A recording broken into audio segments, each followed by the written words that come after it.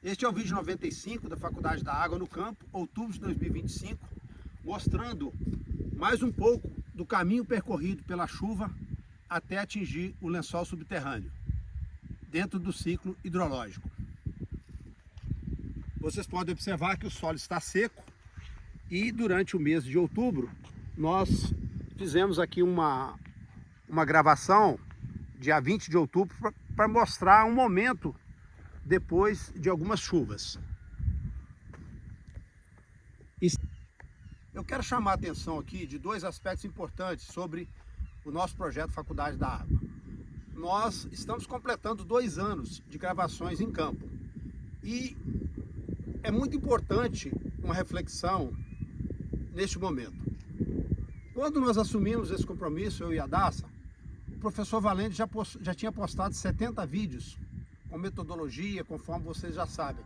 E ele deixou muito claro lá nos primeiros vídeos a finalidade, o foco do projeto, que são produtores, técnicos, gestores, tomadores de decisão, enfim. Foi um momento. Hoje, depois de 2 anos, nós verificamos uma outra realidade. Nós temos um público bastante diversificado que nos segue no canal do YouTube. Então nós temos, por exemplo, professoras, nós temos estudantes, famílias que nem é produtor rural. Isso é muito importante porque essas pessoas querem entender o que está acontecendo com as chuvas, como é que nós estamos lidando com as chuvas.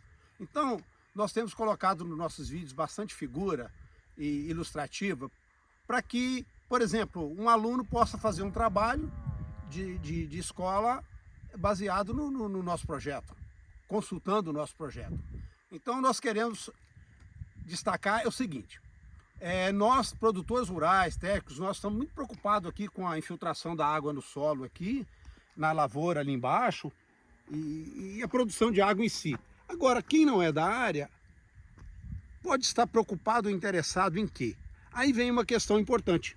Por exemplo, se nós pensarmos lá em Ponte Nova, né, na bacia do Rio Doce, eu fiz umas contas recentes, e eu verifiquei que a cada 5, 6 anos ocorre uma enchente desastrosa em Ponte Nova. A mesma coisa acontece aqui em Dona Eusébia. E nós estamos aqui na bacia do Rio Chopotó. Bom, o que eu quero dizer com isso? Que esses trabalhos que nós estamos mostrando aqui, eles são uma referência dentro da bacia do Chopotó.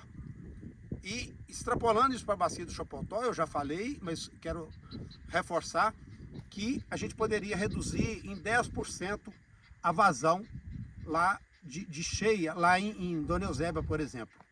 Se tiver um trabalho como esse aqui, do programa Produtor de Água, que nós acompanhamos nos 8 anos, se existisse isso em toda a bacia do Rio Chopotó, onde 10 municípios têm área na bacia. Então isso é muito importante, porque já pensou 10% a menos de uma vazão de cheia na época de inundação? Alguém pode dizer, isso é pouco, isso não é nada, mas 10% é muito significativo. E na época da seca, nós podemos ter 10% a mais de vazão, né? E a gente consegue mostrar. Esse é o diferencial do nosso trabalho, conseguir mostrar isso em campo, né? E com metodologia, e que sirva para várias pessoas de várias áreas, inclusive as famílias rurais. Aliás, eu quero lembrar que a Daça fez uma pequena participação em um dos nossos vídeos falando do nosso grupo Conexão Rural. E agora nós vamos voltar, tá, Daça? Mas nos próximos vídeos, a Daça e o professor Valente vão falar um pouco sobre isso, da importância da família rural dentro desse contexto, com outro nome que eu não vou citar agora, vai ficar aqui na expectativa. Especificamente na situação que nós estamos vivendo, nós vamos ouvir agora uma fala do professor Valente, com uma contribuição, com coisas que ele já falou, mas a fala do professor Valente sempre parece inovadora, mesmo que ele repita o que ele já disse.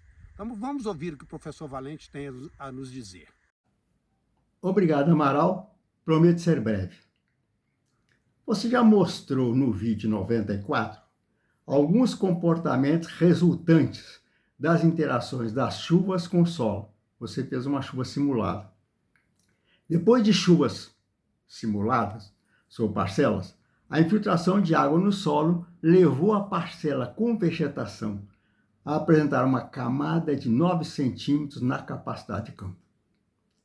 Na outra parcela, sem vegetação, a capacidade de campo só aconteceu em 6 centímetros, pois parte dos volumes trazidos pela chuva acabaram formando um pouco de enxurrada. Com todo o volume infiltrado sendo retido nas primeiras camadas de solo, não houve nenhuma percolação, ou seja, nenhuma descida pelo perfil. Nada de água para o aquífero subterrâneo. Para que o aquífero passe a receber água, é preciso que todo o perfil esteja com sua camada de umidade ou sua demanda de umidade satisfeita. Já discutimos muito isso em vídeos da Faculdade da Água. É preciso, portanto, para abastecimento do aquífero, que chuvas fortes e repetidas em curtos espaços de tempo atinjam a superfície.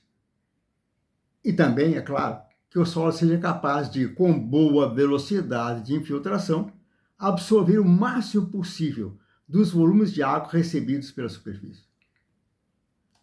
Se o aquífero não receber água, ou muito pouco, é lógico que nascentes e córregos continuem sem aumentos de vazões nos períodos de estiagem.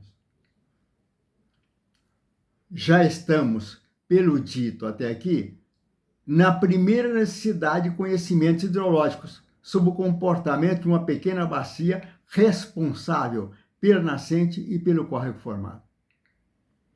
Conhecer bem as chuvas, suas intensidades e durações, principalmente daquelas mais fortes que costumam atingir a área, é importantíssimo. Precisamos também medir a capacidade do solo de infiltrar água, de infiltrar o máximo possível dos volumes recebidos. Precisamos, portanto, de dados hidrológicos. É imprescindível termos dados hidrológicos.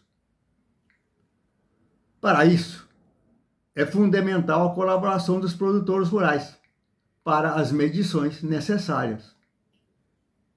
Eles irão compor uma grande rede de obtenção de dados hidrológicos. Dados que poderão mostrar muitas especificidades em áreas relativamente próximas. Não podemos ficar esperando dados apenas de instituições, principalmente instituições públicas. Precisamos, portanto, por exemplo, saber as vazões atuais das nascentes dos córregos, para, a partir desses valores, estabelecermos metas hidrológicas a serem perseguidas, ou seja, de quanto queremos aumentar as vazões? 30%? 40%? Queremos dobrar? Mas em que período de tempo? Em 2 anos? Em 5 anos? A minha preocupação, já exposta em outras oportunidades aqui na Faculdade da Água, é não estar vendo em projetos de conservação de recursos hídricos programados ou implantados em muitas partes do país etapas de análise hidrológicas prévias. Como ter sucesso em um projeto hidrológico, por exemplo, sem conhecer bem a matéria-prima, que são as chuvas, e nem as características do chão da fábrica, que irá processá-la, o solo, por exemplo. Mas, professor, o senhor já falou muito sobre isso em muitas outras oportunidades, principalmente aqui na Faculdade da Água. É verdade. Mas também é verdade que carrego muita decepção por não ver a hidrologia aplicada à produção de água em pequenas bacias hidrográficas ser levada mais a sério. Fico por aqui, Amaral, para não atrapalhar mais o seu vídeo. Muito obrigado pelo espaço. Obrigado, professor Valente, pela simples e humilde e sincera contribuição. E o senhor, com menos de 5 minutos, o senhor sintetizou e resumiu, né, o que devemos cumprir no campo. E é sempre bom ouvir o professor, né? Para que a Faculdade da Água cumpra o seu verdadeiro papel, que se refere à produção de água na pequena bacia hidrográfica. Uma mensagem muito forte, entre outros aspectos, de que as famílias rurais são parte importantíssima para o sucesso do trabalho. Vamos continuar aqui mostrando o que nós mostramos dentro daquele raciocínio de 10 dias atrás.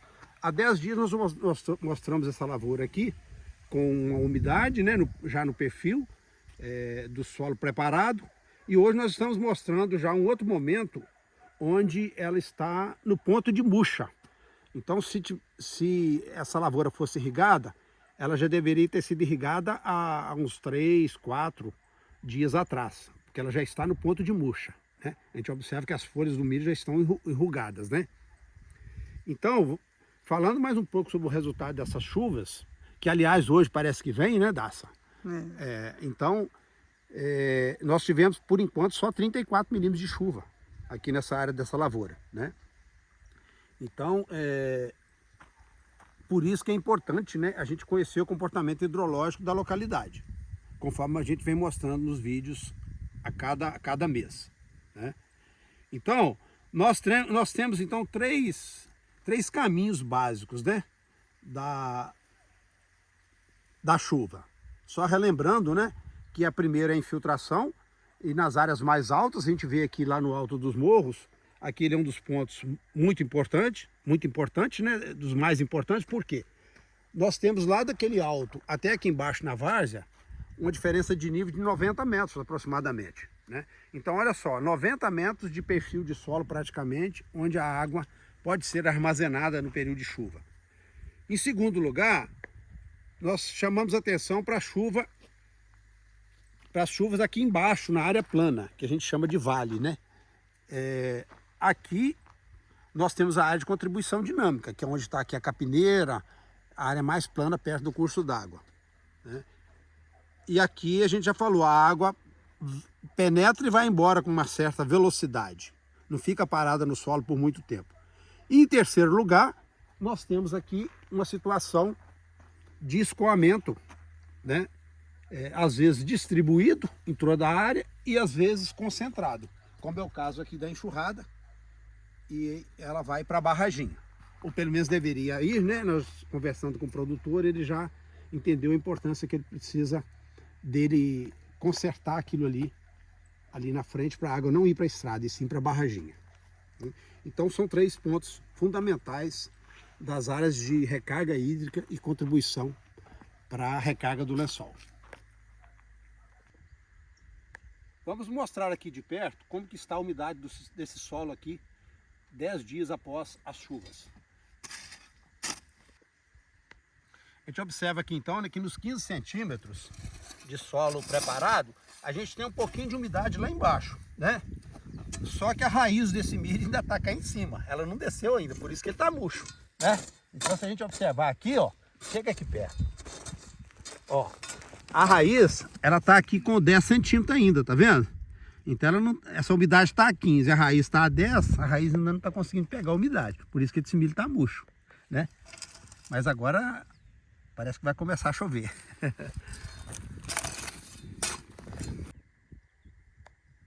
Entre um vídeo e outro são 30 dias. Mas nós estamos aqui hoje numa situação intermediária, porque há 20 dias nós fizemos o último vídeo. E desses 20 dias para cá nós tivemos aqui aproximadamente 30 milímetros de chuva. Tá. Então nós vamos mostrar aqui hoje um pouco da relação dessa umidade com o solo. Aqui nós temos as 2 parcelas, aqui tem um terraço. Esse terraço o produtor fez um pequeno travesseiro ali, porque esse terraço tem um pequeno desnível. E aqui também, então de cada lado das 2 parcelas tem um travesseiro, né, onde a água já vai acumulando e infiltrando mais. Vamos analisar aqui agora o que a gente está vendo aqui. Aqui na área sem vegetação, nós tivemos escoamento grande. E aqui esse volume de solo aqui tem uma camada de aproximadamente 12 centímetros, tá? Essa terra já existia aqui, a umidade parou aqui, mas a gente observa aqui uma situação do terraço que está limitada, né? Em termos de capacidade de reter água e de segurar. Vamos subir aqui na parcela para a gente ver. Aqui, na área sem vegetação, olha o que a gente observa. Um solo, aqui numa profundidade aqui de uns 10 centímetros, eu não consegui cavar mais porque está muito duro, está muito compactado, mas não tem umidade, né? Ó, a umidade aqui está bem abaixo da capacidade de campo, né? Agora vamos ver aqui na parcela com vegetação.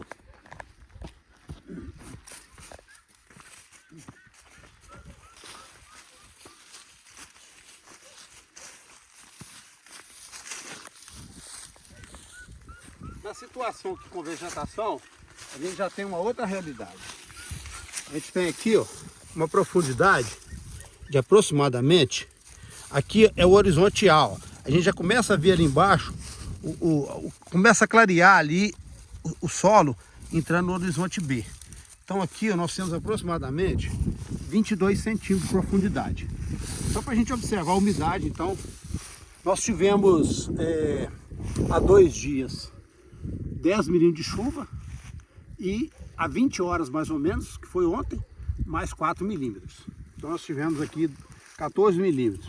Aqui a gente observa que nesse perfil de 22 centímetros, a gente já tem uma umidade bem boa, né? Ó. Já não está mais na capacidade de campo. Essa água já distribuiu aqui no perfil, mas ela está bem próxima da capacidade de campo. Aí. Já está, né? Uma situação bem favorável. Nós não estamos falando aqui de alimentação de lençol ainda, nós vamos explicar isso depois. Nós estamos falando de umidade para vegetação, né? Agora nós vamos descer e vamos ver lá embaixo, na área plana, onde foi feito o plantio, para ver como é que está o comportamento da umidade lá. Nós estamos agora na área mais plana, naquela área que a gente chama de área de contribuição dinâmica, que é uma área mais próxima do curso d'água, e é uma área mais plana, onde ele já mecaniza, né, o cultivo. Então aqui ele preparou o solo, arou, gradeou e plantou aproximadamente uma semana o milho. A gente vê, né, já praticamente germinado. E aqui nós vamos ver agora a situação aqui de uma pequena cava que a gente fez aqui também. Aqui, ó, mais ou menos na mesma profundidade lá de cima, ó, aproximadamente 22 centímetros. E aqui a gente observa que apesar de não ter atingido ainda a camada, o horizonte B, porque o solo aqui tá mais solto, né? Então a gente pode aprofundar mais para atingir o horizonte B. Mas aqui a gente já vê um solo bem duro. Eu vou bater só para a gente ter uma ideia. Olha só. É claro que eu estou improvisando aqui, né, com essa foice, mas a gente percebe que o solo aqui embaixo está muito mais compactado, adensado, enfim. É uma situação diferente lá de cima. Então a umidade, a água aqui, ela tem um comportamento diferente daquela área de pastagem. Tanto agora no início do período chuvoso, quanto ao longo do período chuvoso. E aí também vem a relação do solo, da água com o solo e com a vegetação também, que vai mudando o cenário aqui.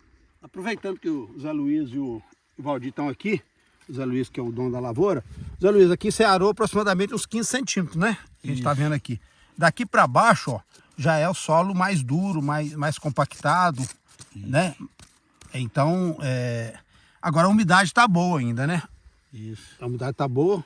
Você vê, a gente pega aqui assim, ó, pegando aqui a média da umidade, ó, a gente pega aqui, ó, ela não deixa a umidade na mão. Então, nem espalha. Se ela deixasse a umidade na mão aqui, escorresse, começasse a escorrer, estava na capacidade de campo. Capacidade de campo, que é aquela umidade que você irriga, aí para nela. Se você apertar e descer água fácil, já passou da capacidade de campo. Aí, o que está acontecendo? O solo encharcou. Ele encharcou, passou da capacidade de campo. A água começa a descer para o lençol. Vai filtrando. Vai filtrando para o lençol. Então aqui, por enquanto, nós estamos trabalhando só no perfil de cima aqui. Que essa umidade deve estar aqui, vamos chutar aí mais ou menos uns 50 centímetros de profundidade de umidade. Para ela descer para o lençol, nós precisamos pelo menos uns 150 milímetros de chuva aqui. Lá para novembro, para ela descer. Começar a descer aí uns 25 milímetros. Não, nós somamos ali, deu 30 milímetros mais ou menos nesse período. Nesse período agora. Então, é umidade para plantio, para melhorar a pastagem, né? Mas não é umidade ainda não atingiu. Aqui ela nascente. Aqui ela aumenta a nascente ainda. Essa chuva já aumentou a vazão. Por quê? Porque as primeiras. As primeiras, e aqui a água já sai logo rapidamente na nascente. Ela não encontra com a água de baixo do lençol. Aqui ela desce rapidamente e sai lá. Aquela lá não, aquela Ela não vai filtrar para o lençol freático. ela não vai pra descer para o nascente, lençol, ela vai direto para a nascente pelo solo. É o escoamento que a gente chama de subsuperficial. Por isso que a gente fala, essa chuva aqui, ó, rapidamente, se você tiver aqui mais 20 milímetros de chuva, por exemplo, ela vai encharcar esse solo, ela vai para a nascente. Tem espaço para guardar essa água mais aqui embaixo. Verdade. Aquele solo lá tem muito mais espaço para guardar a água no período de chuva, para ela descer para a nascente no período da seca. Entendeu? Tanto ela desce pelo solo, quanto desce encontrando o lençol. Ele está bem por causa da altitude. Tá vendo? Exatamente, porque a longo prazo, o que interessa para nós é essa água de chuva alimentar o lençol. A curto prazo, ela vem pelo solo aqui por cima, aqui no solo aqui com 50 centímetros, 1 metro de profundidade, desce para a nascente, a curto prazo, ótimo. Mas a longo prazo, nós precisamos que ela alimente o lençol. Aumente o lençol, que aumente o lençol. Aumente o lençol. Bom, nós estamos aqui dentro daquela faixa que nós chamamos de área de contribuição dinâmica, que é o fundo do vale, que no mapa aí na figura está mostrado naquela faixa azul. E aqui para baixo o mesmo raciocínio, né? Aqui o ponto que nós temos medido as vazões mensalmente, e agora em outubro nós encontramos uma vazão de em torno de 1 litro por segundo.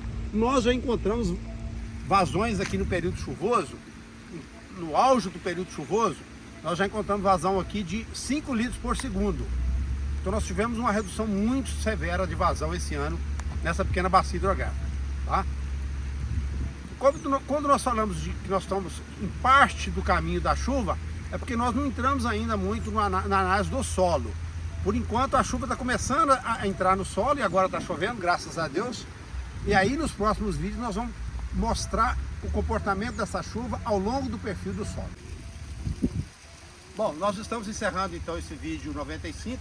Queremos agradecer aqui aos moradores, às famílias aqui da bacia. E até o próximo vídeo, se Deus quiser.